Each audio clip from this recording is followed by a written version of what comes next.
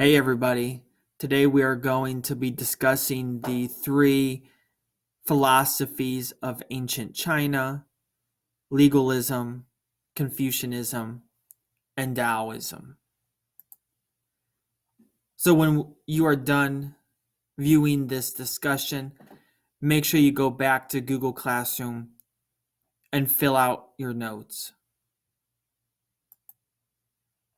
So if we remember from our discussion on Tuesday, at the end of the Zhou dynasty, there was a period of time known as the Warring States period.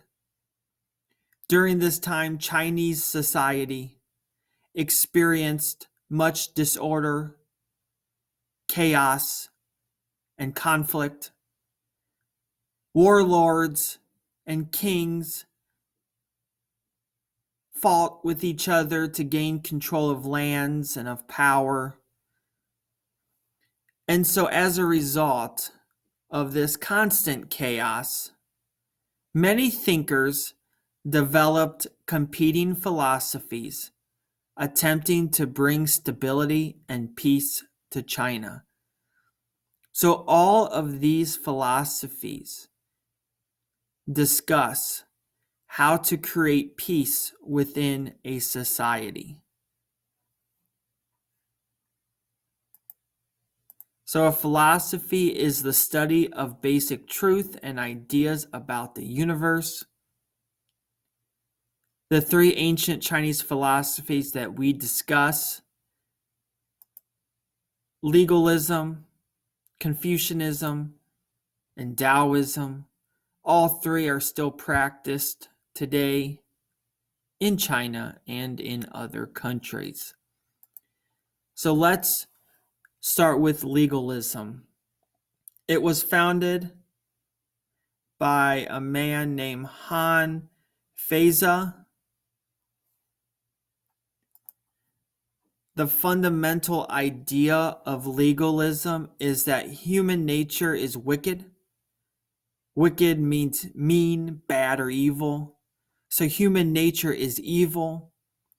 People only do good when they are forced to do good.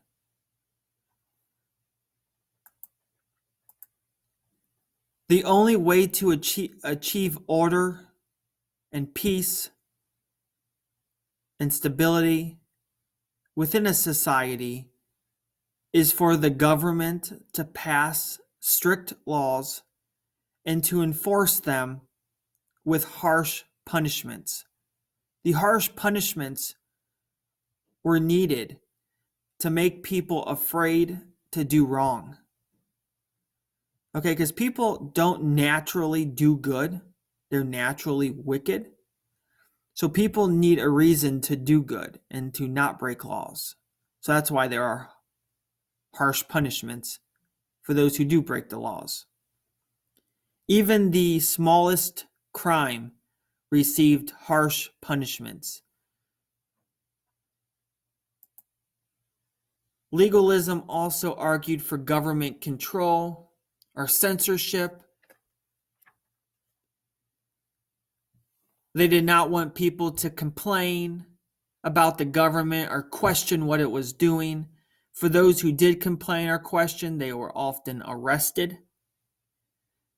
Books that questioned the government or taught different ideas were burned. So books on Confucianism during some time within ancient China were burned because China was under a legalist rule. All right, so they believed in government censorship. All right, people need to be forced to do good. So here's some notable quotes. The nature of man is evil, his goodness is acquired, and the ruler alone possesses power, yielding it like lightning and like thunder. So that is legalism. All right. The idea that the government should show no mercy to its subjects. And so Confucianism was founded by Confucius. And the main beliefs: respect for others is necessary for peace and harmony. So it is quite different from legalism. Rulers of governments should lead by example. They should do good.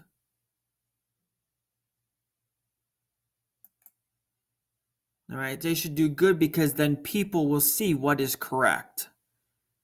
Good conduct or good behavior, conduct means behavior, so good behavior in 5 relationships will ensure social order. So he believed that social stability will come if we show respect and good conduct within 5 relationships.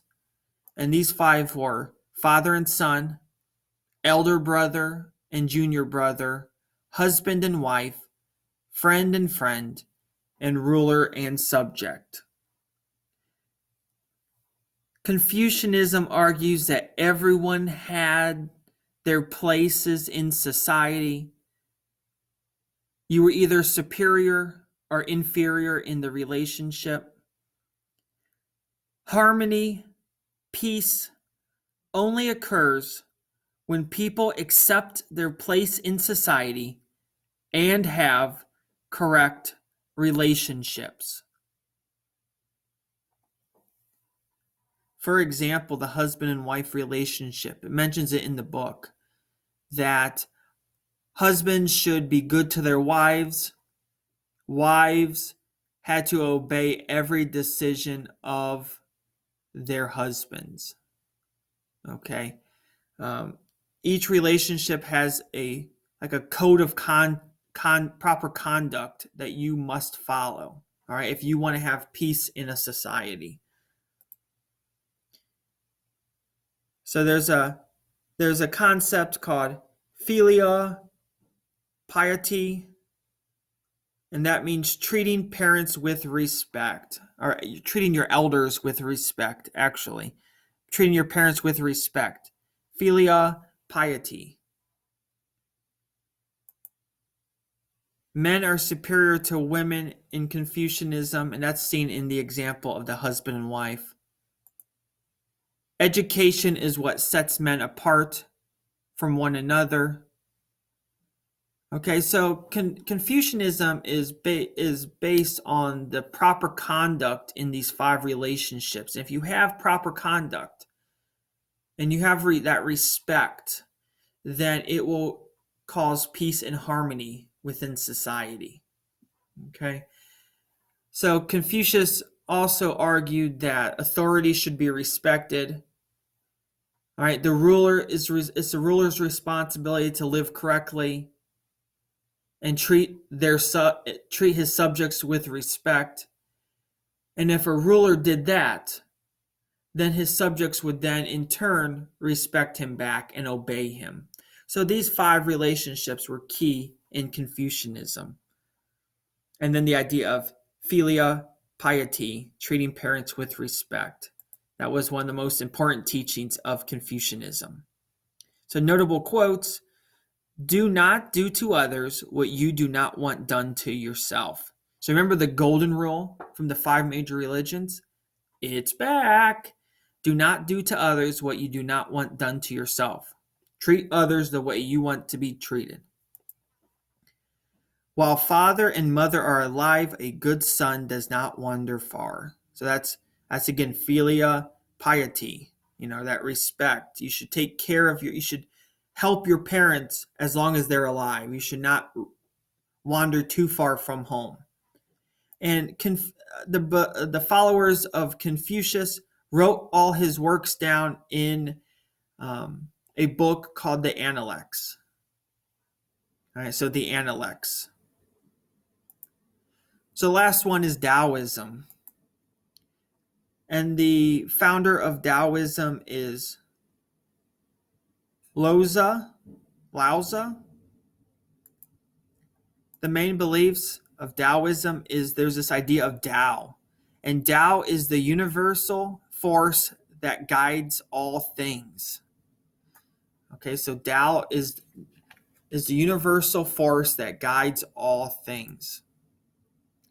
And those who practice, so Taoists, they are most concerned with the individual finding a way to live in harmony with nature and with inner feelings. They want to live in harmony with the Tao, or this way of nature, the universal force.